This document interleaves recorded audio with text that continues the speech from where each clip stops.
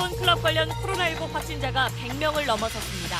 첫 전파자로 추정된 환자와 동선이 겹치지 않는 확진자까지 새로 나오면서 방역당국이 감염 경로 규명에 애를 먹고 있습니다. 내일부터 서울에선 마스크를 쓰지 않으면 지하철 내부가 혼잡할 때 지하철을 타지 못하게 해둡니다. 오늘 지하철 안 상황은 어땠는지, 시민들 생각은 어떤지 취재했습니다. 현직 경찰이 만취한 상태로 차를 몰다가 주차된 차를 들이받고 건물을 파손시켰습니다. 혈중 알코올 농도는 면허 취소 수치였는데 사고 직후 음주 측정도 거부했던 걸로 밝혀졌습니다. 단독 취재했습니다. 이천 물류창고 화재 당시 불이 시작된 지하 2층 영상을 확보했습니다. 불꽃이 보인 뒤 단 20여 초 만에 화염이 층 전체를 집어삼키며 불이 급격히 번졌습니다. 저 차는 무슨 차일까? 가솔린, 디젤. 그럼 저 차는? 오, 물 냄새밖에 안 나네. 현대 수소전기차. 네, 서울 이태원 클럽에 갔었던 사람들을 중심으로 퍼지고 있는 코로나19, 그 환자가 이제 100명을 넘어섰습니다. 보건당국은 시간과의 싸움이라면서 이태원에 있던 사람들을 빨리 확인하는 데 초점을 맞추고 있습니다. 이태원 일대 휴대전화 기지국 정보를 활용해서 만여 명에게 검사받으라는 문자를 보내고 또 역학조사를 위한 CCTV 자료도 확보했습니다. 오늘 첫 소식 남주현 기자입니다. 지난달 24일부터 지난 6일까지 매일 자정부터 새벽 5시 사이 이태원 유흥업소 주변에 30분 이상 머무른 인원은 모두 1,905명입니다. 이동통신사 기지국 접속 기록을 토대로 서울시는 이들에게 코로나19 검사를 받으라는 내용의 문자 메시지를 보냈습니다. 클럽 안이나 또는 주변이 아니라고 판단되시면 사실 또 받지 않으셔도 되겠지만 다 받으셔서 완전히 확인하는 게 좋겠다. 클럽 5곳에서 카드를 사용한 494명의 명단도 확보해 검사받고 자가격리하도록 조치했습니다. 클럽 방문객 명단에 이름을 올린 5,500여 명 가운데 2,000명 정도가 여전히 연락 불통인 상황. 보건당국이 이동통신사와 경찰, 카드사의 도움까지 받아 클럽 방문자를 찾는 건 이들에 대한 신속한 진단검사가 그만큼 중요하기 때문입니다. 최대한 빠른 시간 안에 90% 이상의 접촉자를 추적해서 찾아낸다면 결국은 억제가 가능하다.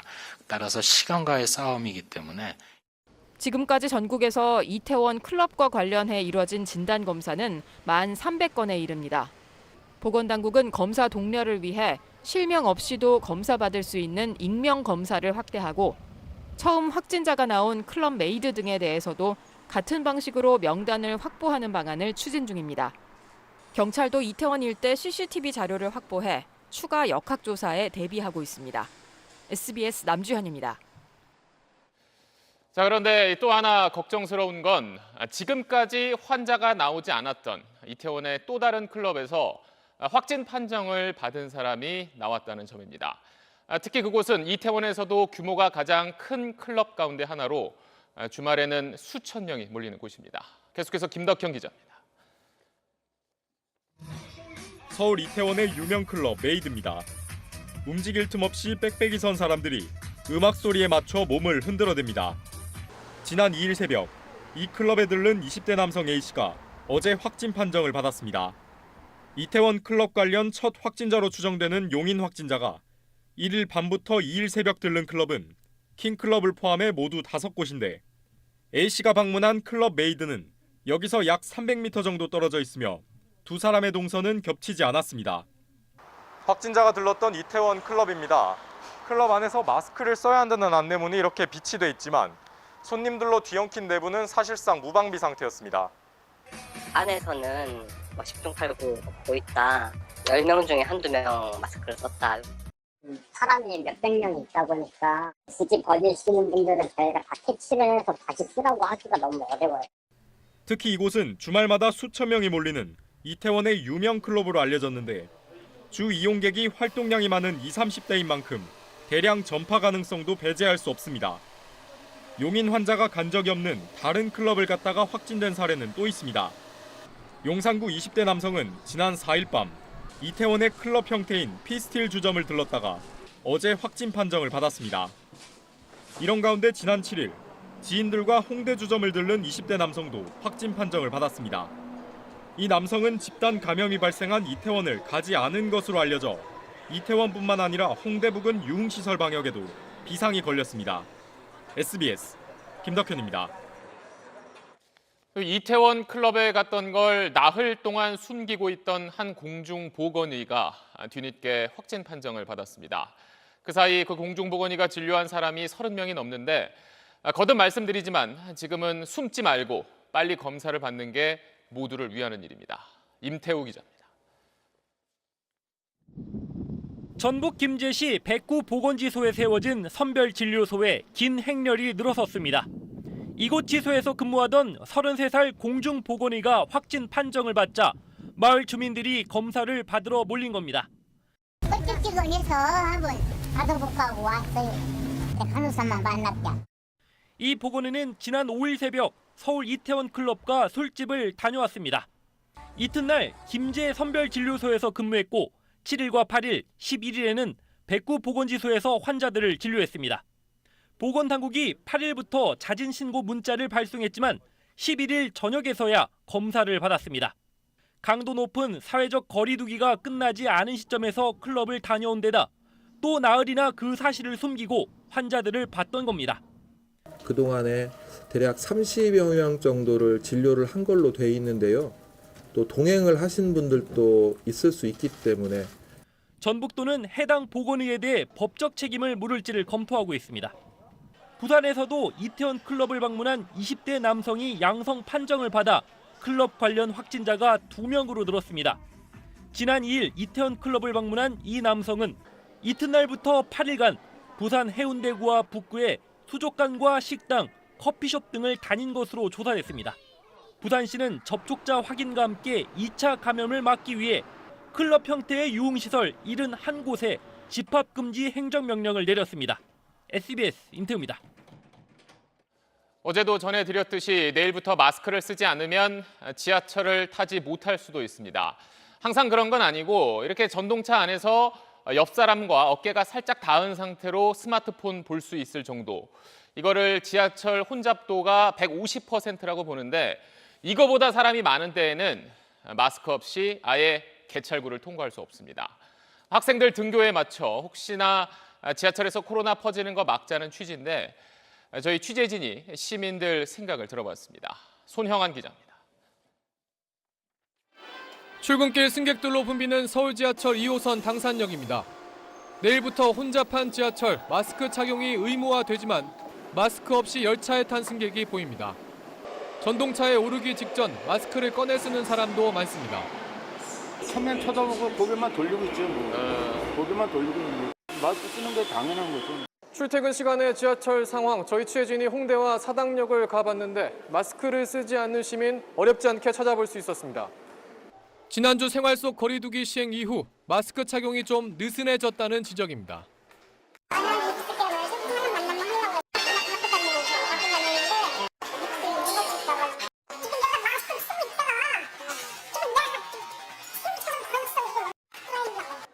내일부터 혼잡한 지하철에서 마스크를 꼭 써야 한다는 걸 모르는 사람도 많았습니다.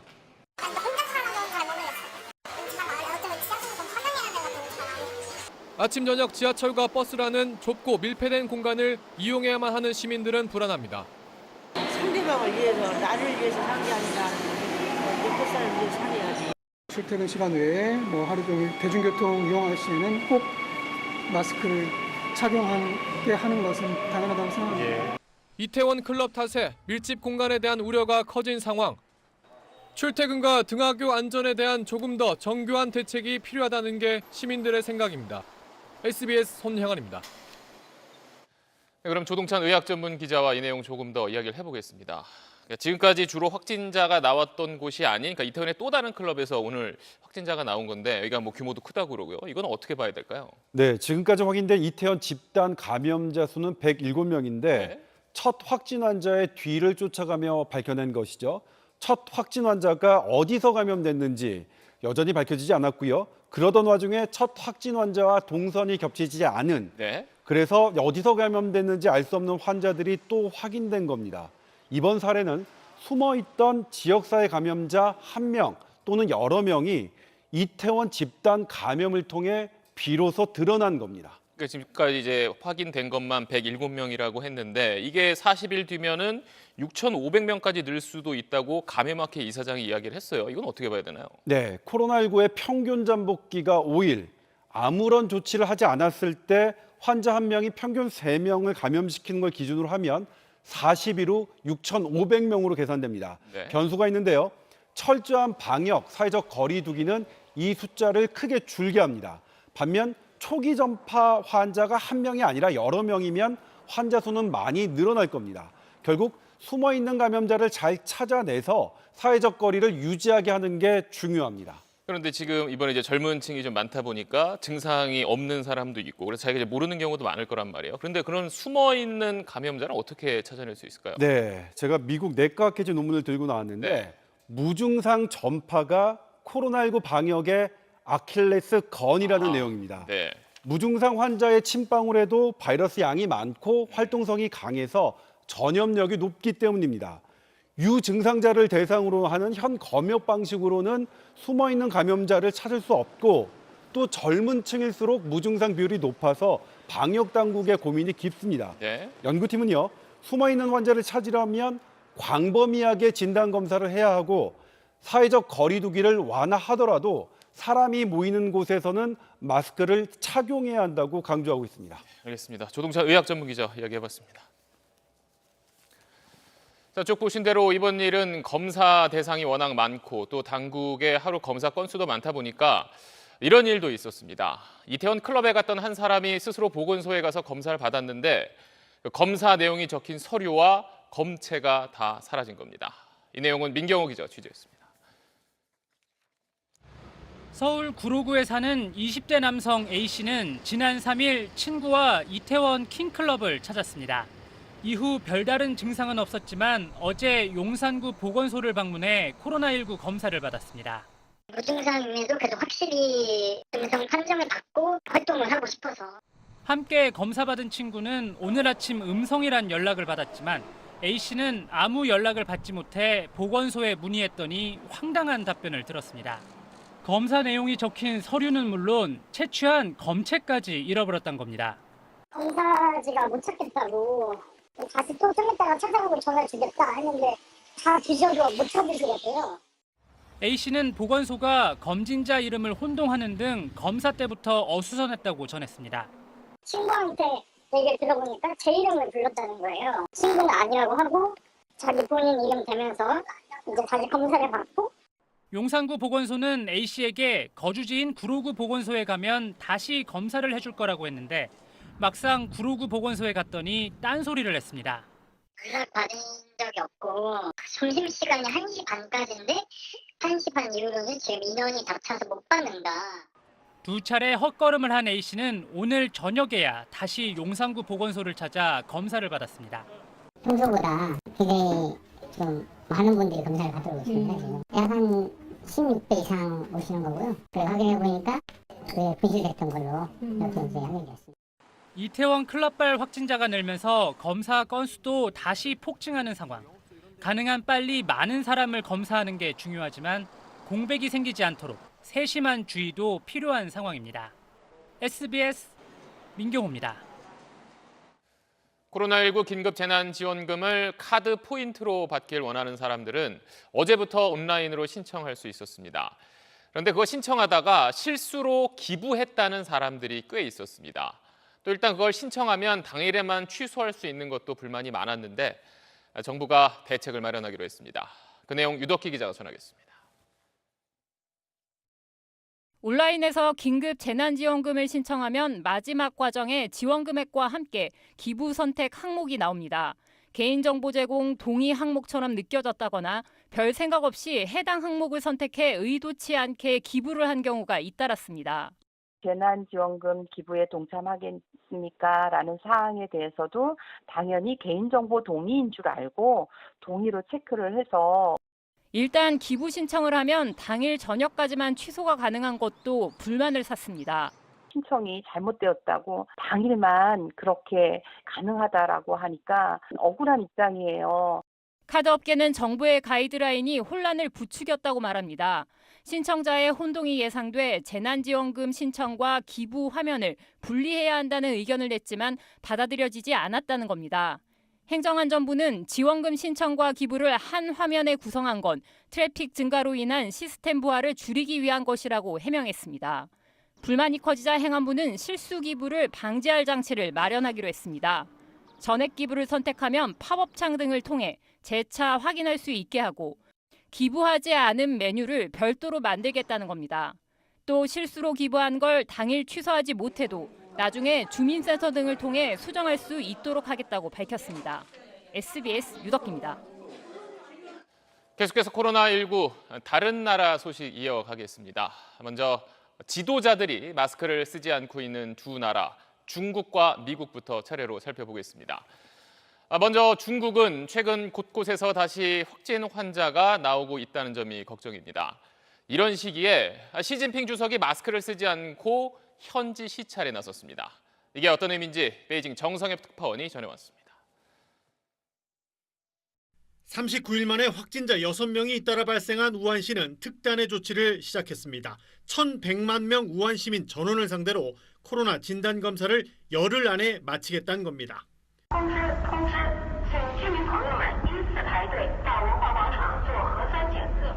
비용과 효과에 대한 의문도 제기되지만 그만큼 코로나 재발에 민감해 한다는 얘기입니다. 지린성 슈란시에서도 재발한 코로나19는 2차, 3차 전파를 이어가며 인근 랴오닝성까지 옮겨갔습니다. 소독용 차로 개조한 트랙터가 도심 방역에 투입됐고 아파트 단지는 다시 봉쇄됐습니다.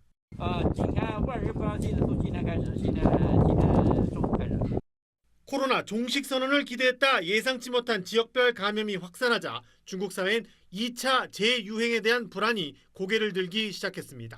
이런 시점에서 시진핑 주석이 지방 현지 시찰에 나섰습니다. 마스크 없이 관광객, 농민들과 가깝게 서서 빈곤 탈출의 필요성을 강조했습니다. 생활 속 방역 수칙만 지키면 문제없다는 메시지를 전달하려는 의도가 보입니다. 중국 관영 매체도 최근 재발 사례가 산발적인 감염일 뿐 광범위한 재확산은 아니라고 선을 긋고 지나친 우려에 대한 진화에 나섰습니다. 중국 정부는 여전히 무증상 전파와 집단 감염을 경계하지만 그보다 경제 회복이란 목표 달성에 좀 더 우선순위를 두고 있는 분위기입니다. 베이징에서 SBS 정성엽입니다. 미국은 대통령이 일하는 곳 백악관이 비상입니다. 확진자나 자가격리자가 계속 나오고 있어서인데 결국 모든 백악관 직원에게 마스크를 쓰라는 지시가 떨어졌습니다. 그런데도 트럼프 대통령은 여전히 마스크를 할 생각이 없습니다. 그 이유를 워싱턴 김수영 특파원이 전해왔습니다. A자 보건복지부 장관부터 맥커넨이 백악관 대변인, 대통령의 맞사위 쿠슈너 선임 보좌관까지 백악관 기자회견에 참석한 모든 사람들이 마스크를 썼습니다. 단 한 사람, 트럼프 대통령만 예외였습니다. 자신의 주변은 철저히 관리돼 걱정 없다고 말했습니다. Everybody coming into the president's office gets tested, and I felt no vulnerability. 핵심 참모가 코로나19에 감염됐지만 펜스 부통령은 오늘도 마스크 없이 백악관에 출근했습니다. 심지어 간담회에 참석해서는 직원을 시켜 마스크 쓴 참석자들에게 마스크를 벗도록 했습니다. 백악관 외곽 경호대도 이렇게 마스크를 썼습니다. 이제 백악관도 더 이상 안전지대가 아니라는 얘기지만 대통령과 부통령은 마스크를 쓸 생각이 전혀 없습니다. 마스크를 쓰면 약하고 소극적인 지도자로 보인다고 판단한 것으로 보입니다. 문제는 대통령의 이런 행동이 마스크는 약자 또는 범죄자나 쓰는 거라는 잘못된 메시지를 미국인들에게 줄 수 있다는 점입니다. 한편 트럼프 대선 캠프는 홍보용 마스크를 대량 제작해 유세장에서 지지자들에게 판매할 계획이어서 마스크를 싫어하는 대통령과 대비되는 행보를 보였습니다. 워싱턴에서 SBS 김수영입니다. 진정세에 접어든 유럽은 조금씩 일상을 되찾아가고 있습니다. 닫았던 가게들이 문을 열고 사람들도 다시 움직이기 시작했는데 문제는 바이러스가 완전히 물러난 게 아니란 점입니다. 유럽 소식은 김영하 기자가 정리했습니다. 적막했던 파리 거리가 오랜만에 활력을 되찾았습니다. 프랑스 정부는 현지 시간 11일 새벽 0시를 기해 3월부터 이어져온 봉쇄 조치를 완화했습니다. 근 2달 만에 문을 연 상점들은 마스크를 쓴 손님들로 북적였습니다. 미용실엔 지저분해진 머리를 참지 못해 새벽부터 몰려든 손님들이 줄을 이었습니다. 스페인, 체코, 스위스 등 유럽 다른 나라들도 속속 봉쇄 완화에 들어갔습니다. 카페와 음식점마다 손님들이 잔을 부딪히며 돌아온 일상을 반겼습니다. I really appreciate it after we were closed in our homes to get out and hang out with friends because it's really amazing. 아직 통제 중인 해변에 들어가고 마스크를 쓰지 않는 등 불안한 모습이 목격되기도 했습니다. Which is key to ensure that the citizens understand that new waves can indeed occur, even if the initial wave of infection is successfully managed. 실제 유럽에서 가장 먼저 경제 활동을 재개한 독일은 봉쇄 완화 이후 다시 확진자가 증가했습니다. 특히 도축장과 양로원 등에서 집단 감염이 잇따르면서 감염자 1명이 바이러스를 옮기는 사람 수도 0.65명에서 1.13명으로 2배 가까이 뛰었습니다. 이 때문에 초기 방역에 성공한 나라들이 방심했다가 2차 유행에 빠지는 이른바 예방의 역설을 경고하는 목소리도 나오고 있습니다. SBS 김영아입니다. 미국의 한 교도소에서는 재소자들이 같은 물병을 돌려서 마시고 또 마스크까지 함께 쓰다가 30명이나 코로나19에 걸렸습니다. 감염되면 석방될 줄 알고 일부러 그렇게 한 건데 풀려나긴커녕 추가 처벌을 받게 됐습니다. 이 내용은 정준영 기자가 전하겠습니다. 미국 로스앤젤레스의 한 교도소입니다. 한 재소자가 벽에 있는 물통에서 병에 물을 받아가더니 다른 재소자에게 건넵니다. 물병을 받은 재소자가 한 모금 마시고 나자 처음 병을 건넨 재소자가 뒤따라가 다시 받아오더니 또 다른 재소자에게 건넵니다. 물을 돌려 마시는 이유, 코로나19에 걸리고 싶어서입니다. This surveillance video is going to show inmates deliberately attempting to infect themselves with the COVID-19 virus. 같은 교도소 다른 공간에서도 물컵 돌려 마시기가 벌어집니다. 한 재소자의 호주머니에서 나온 마스크를 다른 재소자들이 돌아가며 입에 댑니다. 물컵 돌리기에 이어 마스크까지 돌려 쓴 겁니다. 이런 일들이 있고 난 뒤 이 교도소 재소자 가운데 30명이 코로나19 양성 판정을 받았습니다.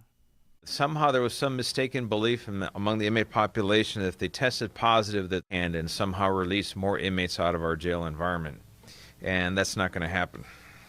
감염된 재소자들은 당초 의도와는 달리 교도소 안에서 격리 치료를 받게 됐습니다. 교도소 측은 코로나 바이러스를 퍼뜨리려 한 재소자들의 행동이 동료 재소자들과 직원들의 안전에 큰 위협을 준 만큼 이들이 추가로 처벌받도록 조치할 방침이라고 밝혔습니다. SBS 정준영입니다. 다음 소식입니다. 아파트 경비원이 갑질 피해를 호소하며 극단적 선택을 한 것과 관련해 경찰이 가해자로 지목된 남성을 출국 금지하고 본격 수사에 착수했습니다. 이 남성은 자신도 맞았다며 경비원에게 진단서 사진을 보내기도 했었는데 아무 상관없던 지난해에 발행된 엉뚱한 진단서였습니다. 장훈경 기자가 보도합니다. 폭행 피해를 호소하다 극단적 선택을 한 경비원 59살 최희석 씨가 가해자로 지목한 주민 A씨에게 받은 문자 메시지입니다. A씨는 오히려 맞은 건 자신이라며 수술비만 2천만 원이 넘고 장애인 등록도 된다고 주장합니다. 심지어 최 씨를 머슴이라고 표현하기도 했습니다.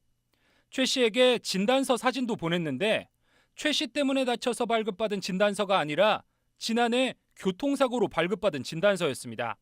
실기에서 맞은 부분도 있고 그리고 경비실 앞에서 제가 덤을 쳐가지고 목 디스크가 지금 그 전에 교통사고로 조금 안 좋았었는데 주민이 직접 보기 전까지 피해를 호소하지도 못한 최 씨. 매일 쓰는 경비 일지엔 친절, 봉사를 다짐했습니다. 야기해봤자 당신이랑 나 똑같다고 그런 식으로 야기해버리다니까. 1년마다 계약이 갱신되지 않으면 일자리를 이어갈 수 없는 경비원 신분. 최 씨는 맞아도 모욕당해도 딸하고 먹고 살아야 해 못 그만둬 미안하다는 말만 했다고 증언했습니다. 직장 내에서 동료나 그 상사들의 괴롭힘을 막을 수 있는 규정은 있는데 고객으로부터의 갑질을 막을 수 있는 규정이 없습니다. 경찰은 A씨를 출국 금지하고 이번 주 안에 조사할 예정입니다. SBS 장훈경입니다. 한 남성이 만취한 상태로 차를 몰다가 주차돼 있던 차를 들이받으면서 근처 건물까지 부서졌습니다. 사고 직후 음주 측정도 몇 차례 거부했었는데 알고 보니 현직 경찰관이었습니다. 강민우 기자가 단독 보도합니다.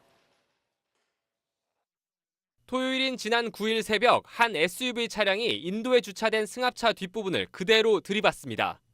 놀란 주민들이 뛰어나와 사고 현장을 둘러봅니다. 빵 소리 나서 나가서 보니까 이제 사고가 나 있더라고요. 술 냄새가 많이 나길래 그래서 바로 그냥 경찰 부르고. 빠른 속도로 달려오던 음주운전 차량은 이곳에 주차되어 있던 승합차를 그대로 들이받았습니다. 그리고 그 충격에 승합차는 이곳 건물 벽면으로 튕겨져 나갔습니다. 들이받친 승합차가 건물에 다시 부딪히면서 벽면과 유리창이 파손됐습니다.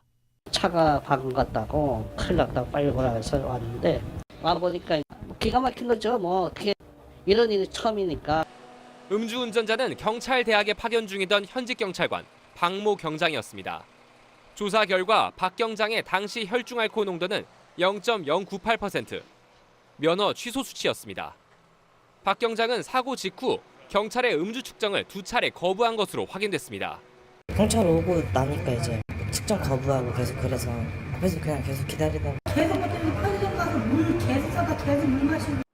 경찰은 박 경장을 직위 해제하고 사고 경위를 조사한 뒤 엄중 조치하겠다고 밝혔습니다. 코로나 확산으로 사회적 거리두기가 강조되어 온 지난 석 달 동안 경찰관이 음주운전을 하다 적발된 사례는 언론 보도로 알려진 것만 9건. 음주운전 단속에 앞서 조직 내부 기강부터 다잡아야 할 것입니다. SBS 강민우입니다. 2주 전에 38명이 숨진 이천 물류창고 화재 당시 지하 2층에서 불이 시작되는 영상을 SBS가 확보했습니다. 불이 시작된 뒤 단 20초 만에 화염이 지하 2층 전체를 덮어버렸는데 불이 꺼진 현장에선 산소 절단기뿐만 아니라 담뱃갑과 꽁초까지 발견됐습니다. 한상우 기자의 단독 보도입니다. 지난 29일 오후 이천 물류창고 지하 2층 현장에서 다급한 목소리가 들리기 시작합니다.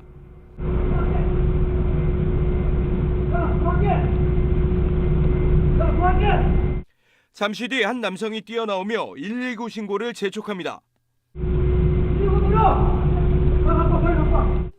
건물 밖 작업자들이 소화기를 들고 달려오지만 불길은 삽시간에 지하 2층을 뒤덮고 유독가스가 금세 시야를 가립니다. 불이 시작된 지 20초 만입니다.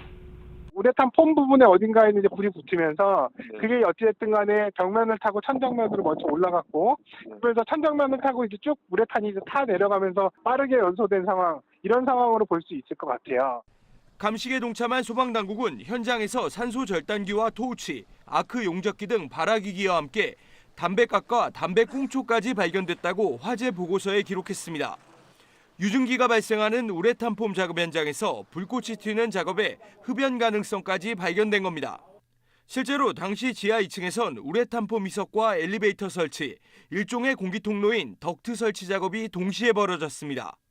이 때문에 소방당국은 작업장에 있던 산소 용접기 등 발화기기 불티나 담배 불티가 우레탄 폼에 옮겨 붙으면서 불이 번진 걸로 보고 있습니다. 또 가장 많은 사망자가 발견된 지상 2층의 경우 사망자 18명 모두 조리실과 그 근처에서 질식사한 걸로 나타났는데 무게가 많이 나가는 덕트 설치 작업을 여러 명이 함께하다 변을 당한 것으로 조사됐습니다.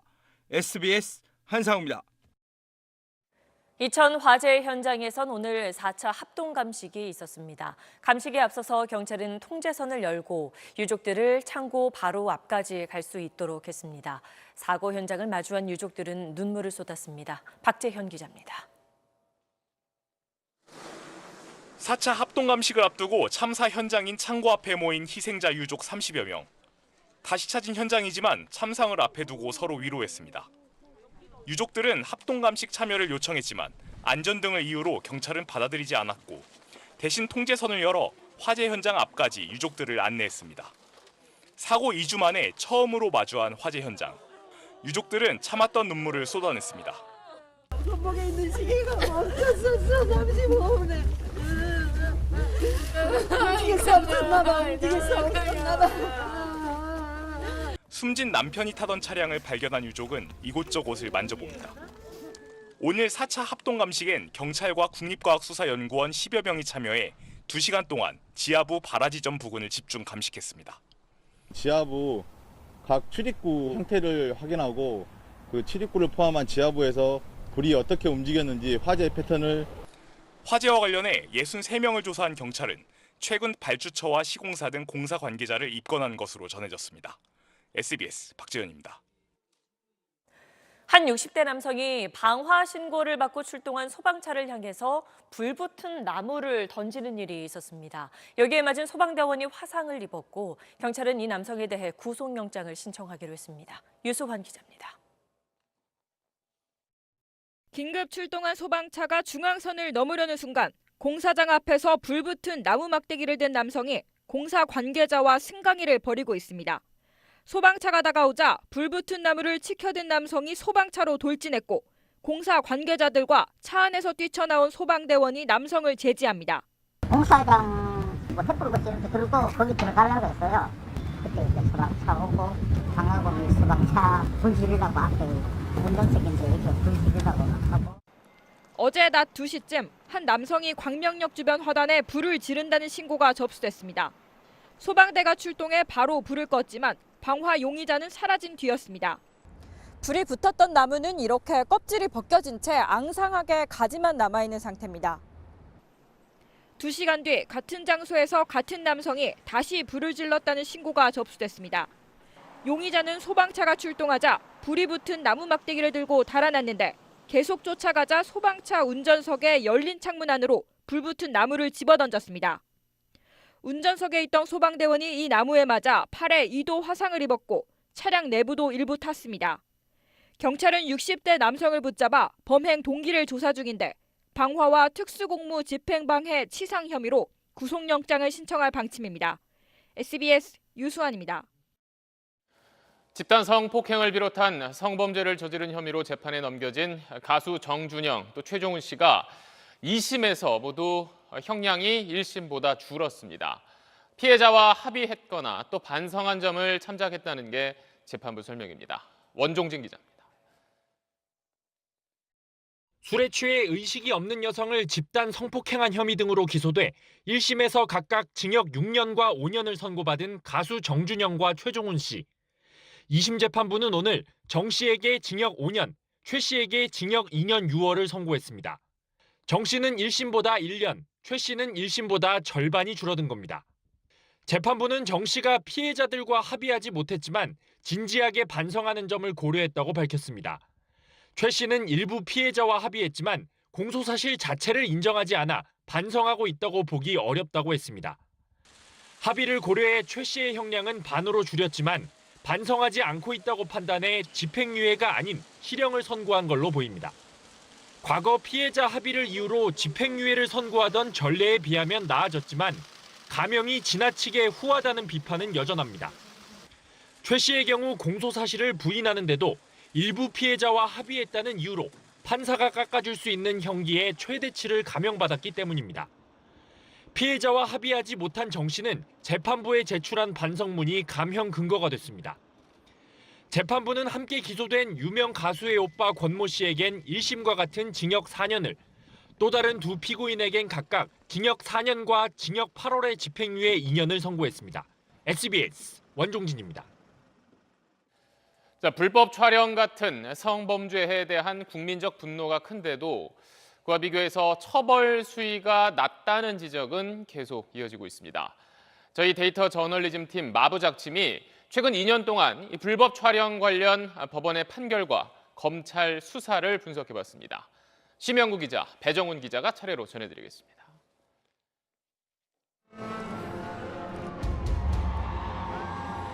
문명사회라면 있을 수 없는 차마 부끄러운 짓이며 중대한 범죄 행위입니다. 법이 정한 최강의 수단으로 처벌해 주시기 바랍니다. 정부의 의지만큼 처벌도 강해졌을까요? 마부작팀이 지난해 1년 동안 선고된 불법 촬영 1심 판결문 400여 건을 분석했더니 징역형의 집행유예가 절반을 차지했습니다. 벌금은 37%, 실형은 단 12%였는데 평균 1년 1개월이었습니다. 지난 10년간 5만 명이 불법 촬영으로 검거됐고 재범률도 성범죄자 중 가장 높은 75%에 이르지만 피고인 10명 중 9명이 풀려났다는 겁니다. 강간한 것도 아닌데, 아니 사람이 죽은 것도 아닌데 이런 식으로 디지털 성범죄의 가해와 피해에 대해서 과소평가하는 것이죠. 한 해 전보다 징역형이 다소 늘긴 했지만 실형은 2%포인트 증가에 그쳤습니다. 판사들은 피고인의 80%에겐 잘못을 반성하고 있다. 67%는 불법 촬영 전과가 없다며 형을 깎아줬습니다. 초범이라서 그 사람이 반성을 해서 합의를 했다라는 이유만으로 말도 안 되는 감경을 했었고 통방망이 처벌로 이 디지털 성범죄의 범위라든지 규모가 이만큼 확대되었던 것이 아닌가. 대법원 양형위원회는 오는 8월 디지털 성범죄 판결에 참고할 양형 기준을 처음으로 제정해 공개합니다. 지난달 양형위원회에 제출된 시민 2만 명의 의견에서 92%는 디지털 성범죄엔 감경 사유를 인정해 형을 깎아줘서는 안 된다고 답했습니다. SBS 심영구입니다. 성범죄 성공 사례. 한 변호사 사무실의 인터넷 홈페이지 홍보 문구입니다. 지난 2016년 불법 촬영 혐의를 받는 의뢰인에게 기소유예를 받게 해줬다는 내용인데 왜 기소를 하지 않았는지 검찰이 작성한 이유서까지 첨부돼 있습니다. 성범죄 가해자들은 인터넷 카페에서 적발 시 어떻게 대응할지 방법까지 공유하고 있습니다. 자기가 어떤 행위를 했는데 그게 범죄가 어느 정도인지 또는 형량이 어느 정도인지 매우 궁금한 그런 가해자들이 많이 있습니다. 기소유예는 죄가 인정되지만 전과가 있는지, 제대로 반성하는지, 또 피해자와 합의했는지 여부 등을 따져 검사가 재판에 넘기지 않는 걸 말합니다. 지난 2017년부터 2년 동안 불법 촬영 범죄의 4분의 1 이상이 기소유예 처분을 받았습니다. 하지만 불법 촬영범 넷 중 셋은 같은 범죄를 또 저지릅니다. SBS가 입수한 한 판결문에 따르면 불법 촬영 혐의로 기소유예 처분을 받고 풀려났던 A씨는 그 이후에도 범죄를 멈추지 않았고 결국 137번의 불법 촬영을 하다가 다시 붙잡혀왔습니다.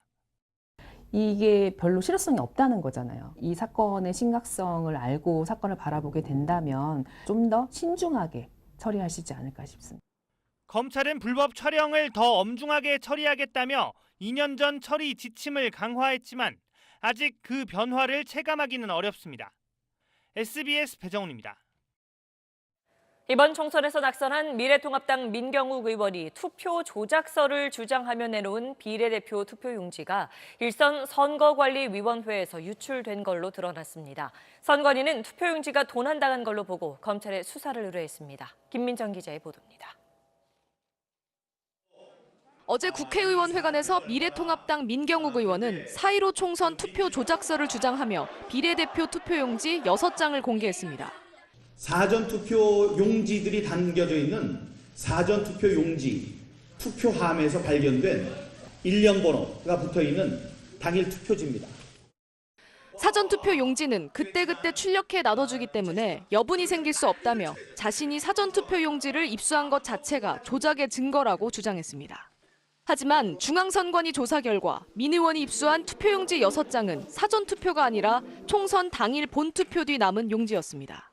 선관위 관계자는 민 의원이 공개한 투표용지 일련 번호를 대조해 추적한 결과 경기도 구리시 선관위가 분실한 투표용지 6장인 걸로 확인됐다고 말했습니다. 본투표 후 남은 용지는 투표가 끝난 뒤 봉인해 개표소로 옮기고 개표가 끝나면 다시 지역 선관위로 옮겨 봉인 상태로 보관합니다. 중앙선관위는 개표소 도착 당시 남은 투표용지 개수에 변동이 없었기 때문에 개표소 도착 이후 도난당한 걸로 추정하고 있습니다. 선관위 관계자는 현재 유출 경위를 파악하고 있고 검찰에 수사 의뢰했다고 밝혔습니다. SBS 김민정입니다. 5.18 민주화운동 40주년을 앞두고 진상규명조사위원회가 오늘부터 본격적인 진상조사에 들어갔습니다. 민주당은 강제조사권을 강화하는 특별법 개정을 추진합니다. 고정현 기자의 보도입니다. 오늘 본격적인 조사에 들어간 5.18 진상규명조사위원회는 5.18 당시 발포 명령 체계를 조사하고 민간인 살상이나 성폭력 같은 인권 침해 사건을 규명하며 안매장과 행방불명자를 찾게 됩니다. 최대 3년간 조사를 진행합니다. 40년 전 5월의 총체적 진실을 규명하는 데 전력 투구하겠습니다. 하지만 수사권은 물론 강제 조사권도 사실상 없습니다. 특별법에 따르면 조사위는 조사 대상자가 2회 이상 출석에 불응하면 동행 명령을 집행할 수 있지만 이마저도 거부하면 강제 구인할 방법은 없습니다. 또 증거인멸 등 우려가 현저할 때만 압수수색 영장 청구를 검찰에 의뢰할 수 있는 점도 조사의 한계란 지적입니다. 민주당은 강제 조사권을 강화하는 특별법 개정을 추진하기로 했습니다. 조사의 실효성을 제고시키기 위한 법 등에 대한 것에 대한 발의를 최대한 서두르려고. 세월호 특별조사위 인력이 120명인데 비해 상대적으로 적은 50명인 현재 인력을 더 늘리고 검사를 파견하는 방안도 추진됩니다. 이번 조사는 전두환 씨를 비롯해 주요 가해자들이 생존한 상태에서 진행되는 국가 차원에선 마지막 조사가 될 수 있습니다. 신군부의 야만적인 시민 학살과 폭력, 40년 세월이 지났지만 이번만큼은 그 실상이 낱낱이 규명돼야 합니다. 광주에서 SBS 고정현입니다. 1980년 5월 광주에서 발포를 명령한 책임자가 누구인지 40년이 된 지금까지도 명확한 증거를 찾지 못한 상태입니다. 때마침 미국에서는 40년 전의 기밀 문서를 오늘 우리나라에 넘겼습니다. 진상규명의 핵심 과제들을 김학휘 기자가 정리했습니다. 40년 동안 5.18 민주화운동 진상규명에 매달려온 사람들은 일반 시민을 향해 발포를 명령한 책임자가 누구인지 규명하는 게 핵심이라고 입을 모읍니다. 5.18 당시 계엄군이 시민들을 향해 발포하게 된 배경과 경위, 발포 책임자들을 국민 앞에 소상히 밝히는 조사를 진행할 것입니다. 1995년 검찰은 전두환 씨를 발포 명령 책임자로 보고 재판에 넘겼습니다. 피고인 전두환. 그러나 대법원은 전두환 씨가 일반 시민에 대한 살인 행위까지 용인했다고 볼 증거는 없다고 판단했습니다. 증거가 부족하다는 겁니다. 발포 명령자를 찾기 위해 우리 위원회는 노력하였으나 그 명령자를 찾는 성과는 거두지 못했습니다.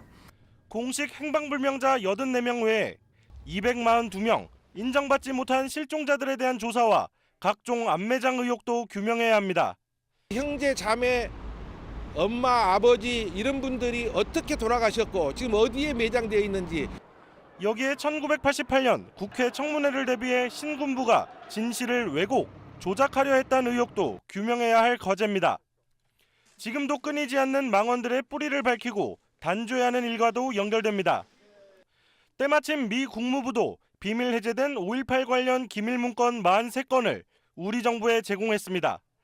과거와 달리 일부 삭제 없는 완전한 문서들입니다. 진상조사위는 이 문서들도 곧 넘겨받아 조사에 나설 계획입니다. SBS 김학규입니다. 위안부 피해 할머니들을 위한 기부금이 제대로 쓰였는지 논란이 뜨거운데요. 그런데 이 과정에서 한일 위안부 합의가 시민단체 대표들 말바꾸기 탓에 틀어졌다는 식의 주장까지 나왔습니다. 김아연 기자가 사실관계를 짚어봤습니다. 2015년 12월 28일 전격적인 한일 위안부 합의. 이 합의가 나오기까지 시민단체 대표들과 10수차례 협의했었다는 당시 외교 당국자들의 주장이 일부 언론에 보도됐습니다. 먼저 이번 논란에서 좀 떨어져 있는 광주 나눔의 집 안신권 소장에게 협의가 있었는지 사실관계를 물었습니다. 합의 내용은 당일에야 들었고 사전 접촉도 명절 안부를 묻는 정도였다고 했습니다. 설명하려면은 할머니들하고 할머니들 앉혀놓고 몇 시간을 해야 되는 거잖아요. 근데 뭐 잠깐 와서 인사만 하고 선물만 전달하고 하고 그다음에 의전상 와서 그냥. 논란의 당사자인 윤미향 당선인은 SBS 기자와 만나 합의 전날 비밀 유지를 조건으로 외교부 설명을 들었지만 불가역적 합의, 소녀상 철거 같은 독소조항 언급은 없었다고 말했습니다. 그거는 기자회견을 통해서 피해자와 저와 관련 단체들이 전문가들이 함께 앉아서 직면한 상황이었고요. 따라서 그날 모두는 너무나 충격을 받아서 3년 전 위안부 합의를 다시 들여다본 외교부 TF 기록에도 정부가 피해자나 단체들을 15차례 이상 접촉하긴 했지만 논란이 될 조치까지 알린 것은 아니었다고 돼 있습니다. 당시 청와대 안보실 1차장이던 조태용 미래한국당 당선인은 외교부가 윤 대표에게 사전 설명했다는 보고를 받았다고 했다가 구체적 설명 내용은 알 수 없다고 한 발 물러섰습니다. 엉터리 합의의 책임 소재와 관련된 만큼 관련자들의 책임 있는 공개 발언이 필요해 보입니다. SBS 김아영입니다. 텔레그램 대화방 N번방을 만들고 미성년자를 성적으로 착취한 혐의를 받는 대화명 갓갓 24살 A씨가 구속됐습니다. 법원은 A씨가 도주할 우려가 있다며 검찰이 청구한 구속영장을 발부했습니다. 경찰은 내일 신상공개심의위원회를 열어 A씨의 신상정보 공개 여부를 결정할 예정입니다.